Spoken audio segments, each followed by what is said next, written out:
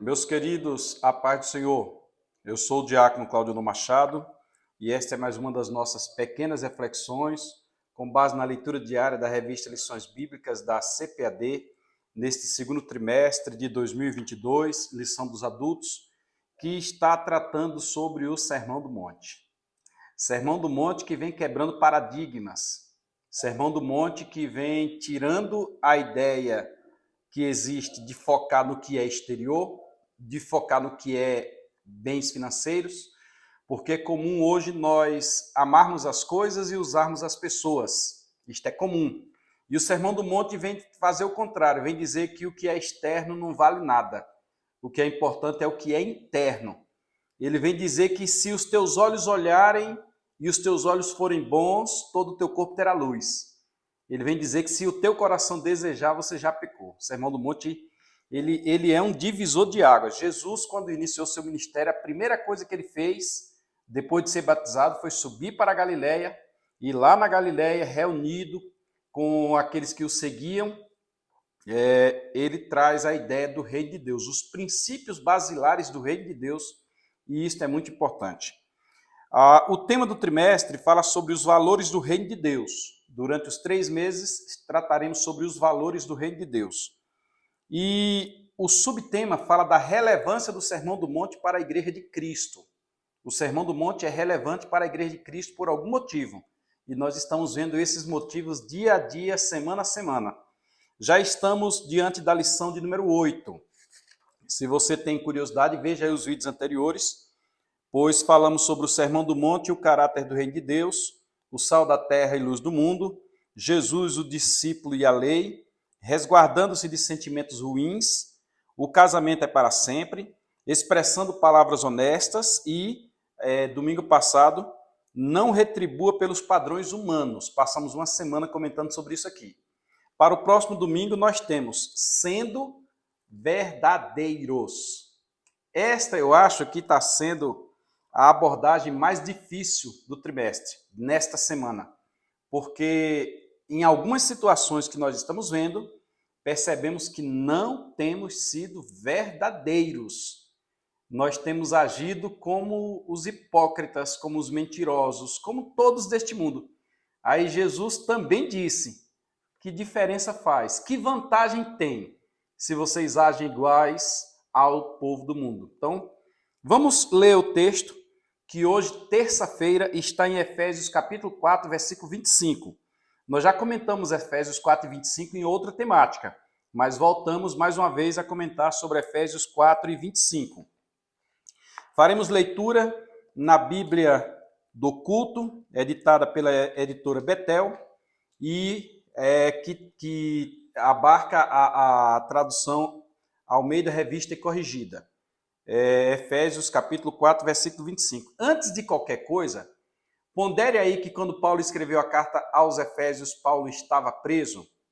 Tente interpretar essas palavras de Paulo no contexto dele, o contexto da sua prisão. Ele estava preso. Esta prisão que ele estava preso, ele não morreu por ela. Ele escreve a segunda carta a Timóteo e diz, ninguém esteve comigo, ninguém me acompanhou, mas Deus foi bom, eu fiz minha própria defesa, e o Senhor me livrou da boca do leão. Quer dizer, eu ia ser jogado às férias lá no Coliseu, mas Deus me livrou. Então, desta daqui, Paulo não morreu. Paulo foi preso novamente, e desta segunda prisão ele morreu. Mas nessa daqui, ele está um idoso com quase 70 anos, ele está um idoso com aproximadamente 20 e poucos anos de ministério, pois Paulo já começou a sua obra com mais de 50 anos, ele está com 20 e poucos anos, não, quase 20 anos de ministério, pois ele começou depois dos 50 anos. Ele está cansado, ele está preso, já terminou 3 viagens missionárias, já vem preso aqui nesta circunstância. Paulo está preso há pelo menos 4 ou 5 anos, porque só em Cesareia ele passou um período enorme depois que foi preso em Jerusalém. Ele de Jerusalém foi para Cesareia, de Cesareia foi levado para Roma, quando ele apela a César, diante de Agripa, de Félix, de Festo, de Berenice. Aí ele apela a César e vai se defender diante de César, porque era um cidadão romano. E nestas circunstâncias, Paulo escreve algumas cartas. Filemon, Colossenses, Filipenses, e escreve também a carta aos Efésios, aos crentes da igreja de Éfeso, aquela igreja lá da Diana dos Efésios. E ele diz assim no capítulo 4, versículo 25, lembrando que a nossa temática da semana é sendo verdadeiros. Então vamos lá, vamos ler o que diz 4 e 25 da carta aos Efésios. É bom que você tenha uma Bíblia aí. Pelo que tem uma argumentação, irmãos, pelo que ele vem falando da santidade cristã, que a santidade cristã é oposta aos costumes gentios. O mundo faz isso, mas nós fazemos aquilo.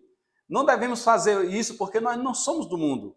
Ele diz bem assim lá no versículo 17, e digo isto, capítulo 4, versículo 17, e digo isto, e testifico no Senhor, para que não andeis mais como andam também os outros gentios, na vaidade do seu sentido. Ele vai discorrer ali alguma coisa no que diz respeito aos sentidos, dar ênfase às suas necessidades, aos seus prazeres, às suas vontades. Aí quando chega no versículo 25, ele diz, pelo que deixai a mentira. Por quê? Porque os gentios, dentro das coisas que eles davam prazer, estava a mentira. A mentira dá prazer. A mentira gera uma expectativa, gera um mundo. Haja vista que o mentiroso, ele cria todo um contexto. O mentiroso, ele cria toda uma história para lhe satisfazer. Eu já vi pessoas que, para ter alguma satisfação, disse que a mãe não era a própria mãe. Não, ela não é minha mãe, contou a história. Eu já vi pessoa que, para ter uma satisfação, criou um sistema e depois, para poder manter aquele sistema, manter aquela frase, aquela palavra, melhor dizendo, criou toda uma circunstância de coisas para que pudesse comprovar aquilo ali. E o pior que a mentira requer uma outra mentira, que uma outra mentira, que uma outra mentira, que uma outra mentira, para justificar a primeira mentira que foi dita. E se perguntar, não lembra mais de nenhuma delas. Eu falei, foi, você falou. Não, eu acho que eu não falei não, falou.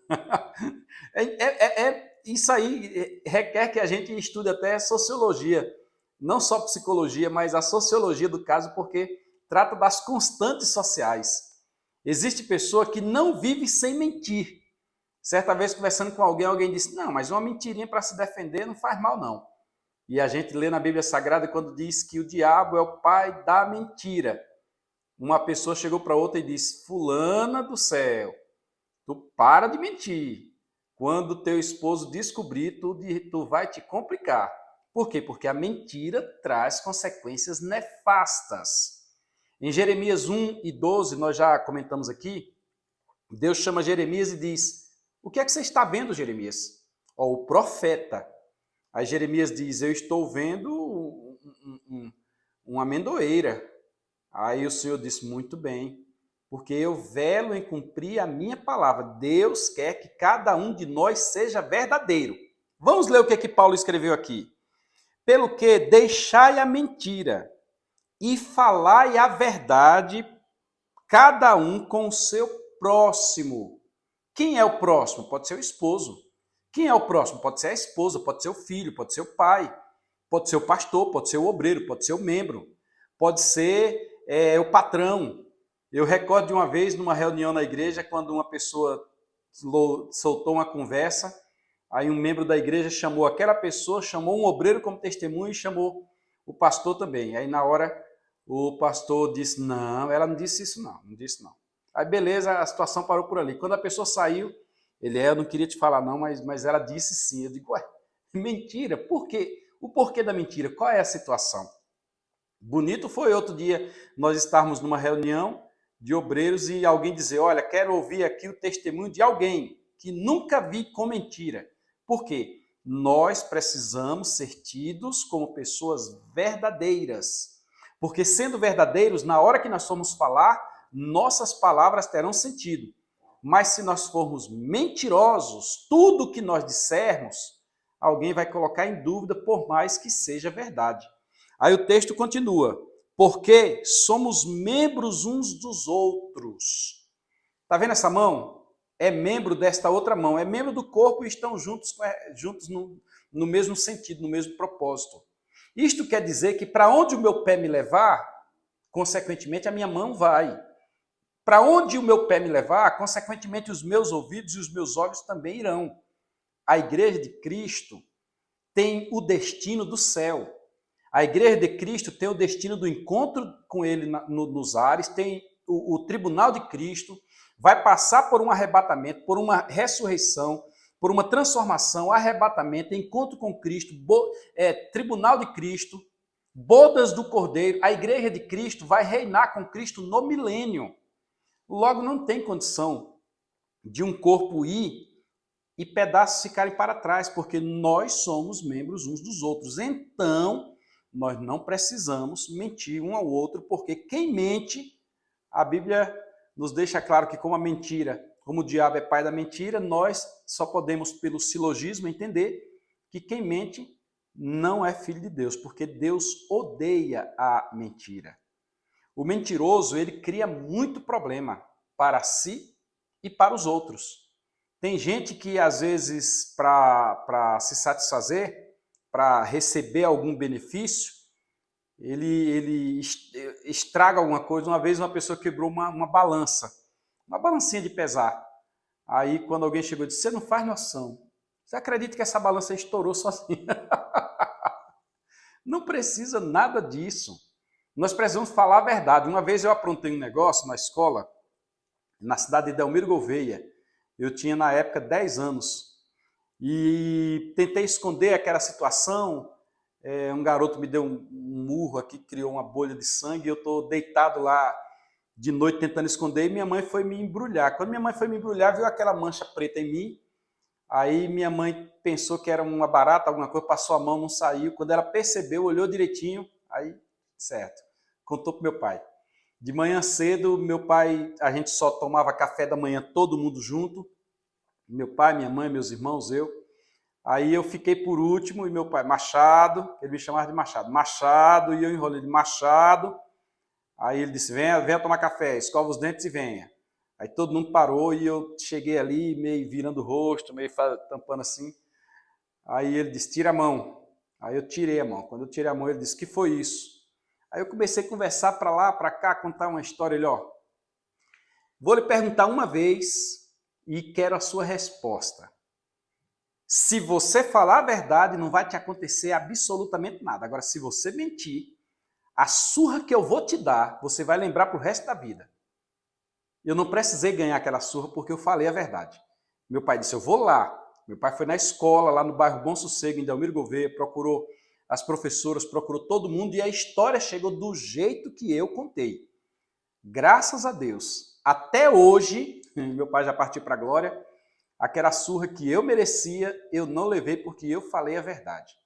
No mesmo sentido está o fator julgamento diante de Deus. O mentiroso vai ficar com uma carga onde ele vai responder lá diante de Deus. Às vezes nós nos esquecemos que as nossas palavras têm mais peso do que os documentos que nós assinamos. Os documentos que nós assinamos têm valor aqui, mas as nossas palavras fazem efeito na eternidade. Então, confesse a Jesus verdadeiramente como Senhor e Salvador da tua vida, largue a mentira e fale cada um a verdade com o seu irmão. Aí nós vamos viver bem. Já pensou todo mundo falando a verdade? Oh, que maravilha, né? A gente teria um bocado de politicagem a menos, um bocado de confusão a menos, até a delegacia trabalhar menos também. Se você ouviu até aqui, é porque você gostou. Então, se inscreve aí no nosso canal. Se inscreve aí. Vamos aumentar a quantidade de inscritos e assista até o final. Quando você assistir, assista até o final para aumentar também as visualizações, aumentar também as horas, tá? Compartilhe aí com alguém, mande para alguém. Essa palavra certamente vai abençoar alguém. Deixa Deus trabalhar no coração das outras pessoas também. E Deus te abençoe por estar nos acompanhando todos os dias. Vamos evangelizar com esta palavra. Domingo nós estaremos reunidos na Escola Bíblica Dominical e estudaremos sendo verdadeiros. A lição já tem surtido efeito. Tem gente por aí que tem dito, olha, esse negócio tem falado comigo. Ainda hoje pela manhã alguém disse, a gente reúne lá em cada família e ouve juntos. Então Deus te abençoe. Fiquem todos na paz do Senhor. Coloca aí o teu comentário. E se tem alguma coisa que você quer ouvir, manda aí pra gente. Eu quero ouvir sobre tal coisa. Tá bom? Deus abençoe. Fique na paz do Senhor.